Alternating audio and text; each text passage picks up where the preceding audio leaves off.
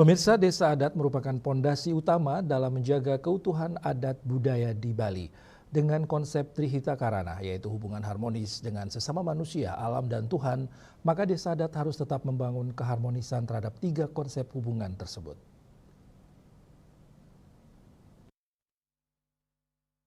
Dengan segala potensi pariwisata yang dimiliki oleh masing-masing desa adat, taksu daripada desa adat ini harus tetap terjaga. Seiring dengan pesatnya perkembangan sektor pariwisata juga berpengaruh terhadap desa adat di Bali.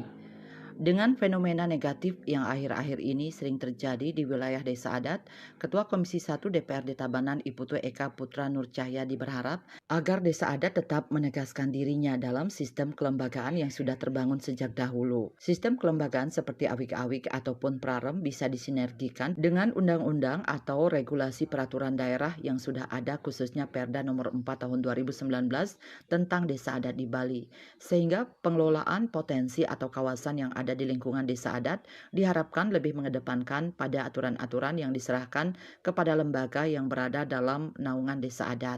Nah, sehingga pengelolaan potensi atau kawasan-kawasan di lingkungan desa adat yang juga berkaitan dengan juga aturan pemerintah.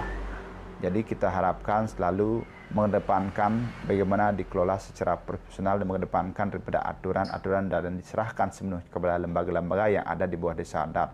Jadi tidak mesti menurut kami seorang desa adat harus langsung bicara masalah pengelolaan potensi desa, karena kita memang desa adat saat ini memang didorong juga untuk bagaimana membangun sebuah potensi-potensi pendapatan desa adat sendiri, artinya bisa mandiri.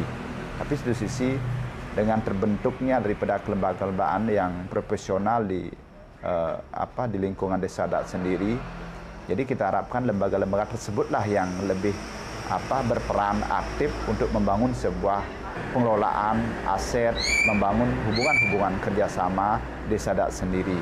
Nah, tugas desa adat hanya mengayomi dan mengarahkan dan sekaligus menegaskan apa yang menjadi tatanan-tatanan yang kita secara khusus yang harus kita jaga. Lebih lanjut, politisi PDI Perjuangan asal Desa Belayu ini menambahkan tugas daripada pemerintah provinsi maupun kabupaten kota dengan terbentuknya Dinas Pemajuan Masyarakat Adat dan Majelis Desa Adat di masing-masing daerah diharapkan tetap memberikan pendampingan terhadap desa adat dengan menguatkan kelembagaan yang ada. Pihaknya juga berharap desa adat masih punya otonomi atau kewenangan khusus di masing-masing wilayahnya. Dengan adanya otonomi khusus ini, maka desa adat memiliki kewibawaan tersendiri dalam menjaga segala potensi yang dimiliki. Andika, Bali TV.